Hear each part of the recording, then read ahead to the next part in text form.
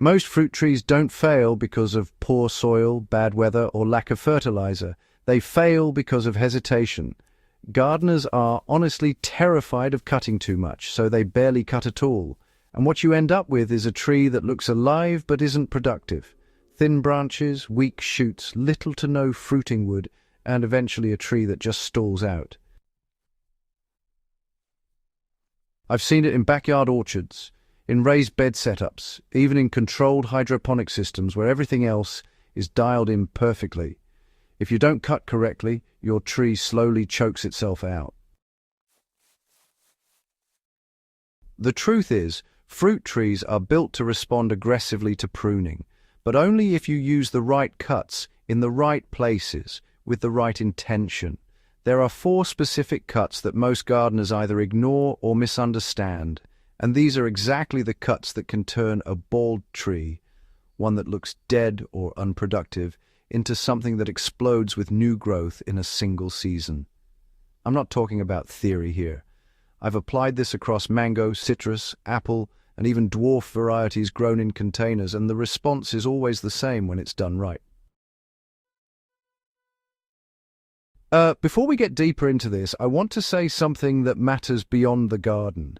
If you're someone who cares about growth, about nurturing life, consider extending that to animals that don't have anyone looking out for them. There are dog rescue organizations out there doing incredible work, taking in abandoned and injured dogs, feeding them, treating them, and giving them a second chance. They rely entirely on donations to keep going. If this kind of content resonates with you and you believe in supporting life where you can, even a small contribution can genuinely save a life. It's one of those things that doesn't cost much but matters more than most people realize. Now back to your trees, because this is where things start to change fast. The first thing you need to understand is that your cutting tool matters more than you think. A dull blade crushes tissue instead of slicing it cleanly, and that single mistake can delay healing, invite disease, and reduce the vigor of the regrowth. I've used a lot of pruners over the years, and the one that consistently delivers clean surgical cuts is the Felco F2 Classic Manual Hand Pruner. I'll link it in the description below. When you're making the kinds of cuts we're about to talk about, precision isn't optional. It's everything. The first cut most people get wrong is the heading cut, and not because they don't know what it is, but because they use it too timidly. A heading cut is when you shorten a branch, cutting it back to a bud or a smaller lateral branch. The mistake is cutting too close to the tip, which does almost nothing. If you want explosive growth, you need to cut deeper, often removing 30 to 50% of that branch length. That sounds aggressive, but that's exactly what forces the tree to push out multiple new shoots below the cut. In a small backyard setup, say you've got a young apple tree in a raised bed that's grown tall but hasn't branched out. If it's sitting at about 1.5 meters tall with a single dominant leader, cutting it back to around 90 centimeters forces the tree to redirect energy into lateral branching. Within weeks, you'll see multiple shoots emerging just below the cut, and that's where your future fruiting structure begins. The second cut is the thinning cut, and this is where most people lose their nerve completely. Thinning means removing an entire branch back to its point of origin, not shortening it, removing it completely. This is what opens up the tree, improves airflow, and prevents that dense, shaded interior where nothing productive happens. I've worked with citrus trees grown in containers where the canopy became so dense that light couldn't penetrate beyond the outer layer.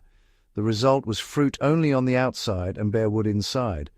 By removing about 1/3 of the interior branches using proper thinning cuts, light reaches deeper into the tree, and suddenly you start seeing new shoots forming in places that were completely dormant before. This is where having a reliable pruner like the Felco F2 really shows its value, especially when you're cutting thicker branches cleanly without tearing bark. A clean thinning cut heals faster and reduces stress on the tree, which directly affects how aggressively it rebounds. The third cut is what I call the reversal cut, And this one is rarely talked about, but honestly, it's one of the most powerful techniques you can use. Instead of cutting a branch randomly, you trace it back to a strong lateral branch that's growing in the direction you want, and you cut just above that junction. What you're doing here is redirecting the tree's energy into that lateral branch, effectively changing the structure of the tree without creating chaos. In practical terms, if you've got a branch growing vertically, when you want a more open, spreading canopy, you find a side branch that's angled outward and cut back to that point. The tree immediately shifts growth into that lateral, and over time, your entire structure becomes more productive and easier to manage. This is especially useful in hydroponic fruit systems where space is limited. You can't afford random growth. Every branch needs to have a purpose, and reversal cuts let you sculpt the tree with intention rather than constantly fighting against it. The fourth cut is the rejuvenation cut, and this is the one that brings dead trees back to life. This is not a light trim. This is a reset. You're taking old, unproductive wood, branches that haven't produced in years, and cutting them back hard, sometimes down to 20 or 30 centimeters from the main trunk. I've done this with neglected guava trees that hadn't fruited in over 3 years. After a heavy rejuvenation prune, combined with proper feeding and watering, those same trees pushed out vigorous new shoots within a month. By the next season, they were producing more fruit than they had in their entire previous lifespan. The key here is timing and support.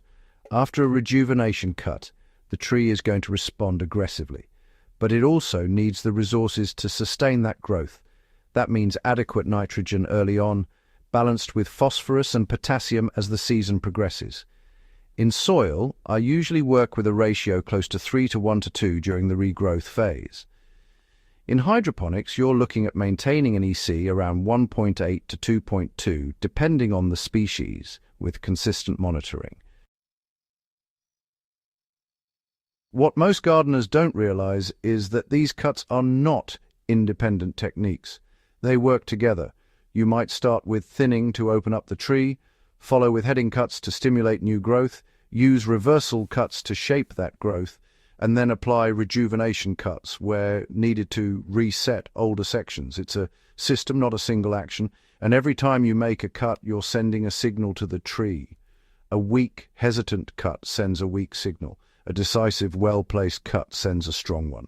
That's why tool quality keeps coming up, because if your cuts are ragged or imprecise, the signal gets lost.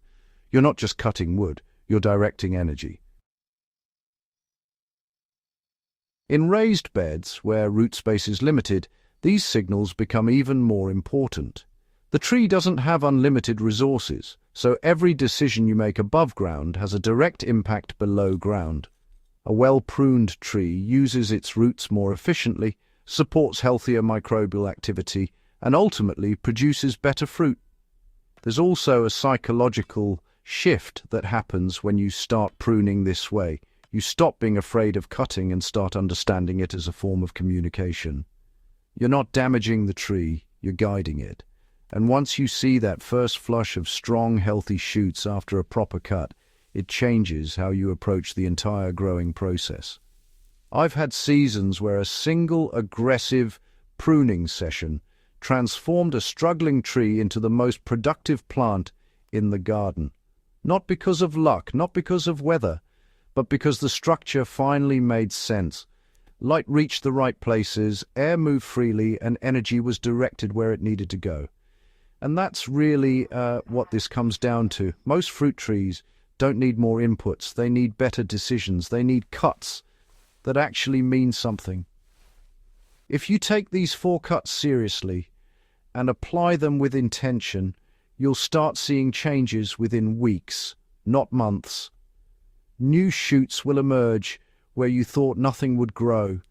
Branches will thicken, leaves will become more vibrant, and over time, fruiting will follow naturally, because the tree is finally operating the way it was designed to.